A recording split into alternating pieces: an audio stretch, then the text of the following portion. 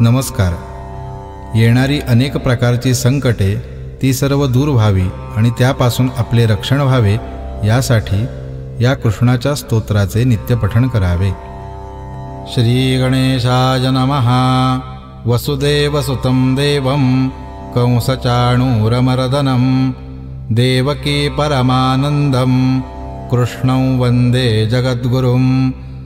अतसी पुष्पसङ्काशं हारनूपुरशोभितं रत्नकङ्कणकेयूरं कृष्णं वन्दे जगद्गुरुम्.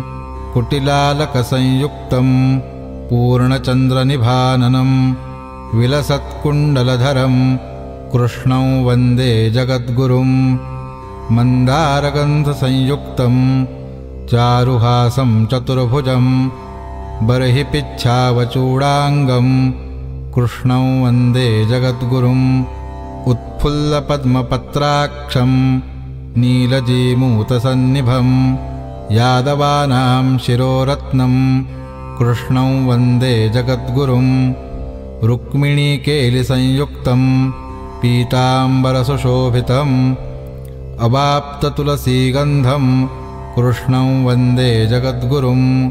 गोपिकानां कुचद्वन्द्व कुङ्कुमाङ्कितवक्षसं श्रीनिकेतं महेश्वासं कृष्णं वन्दे जगद्गुरुम्.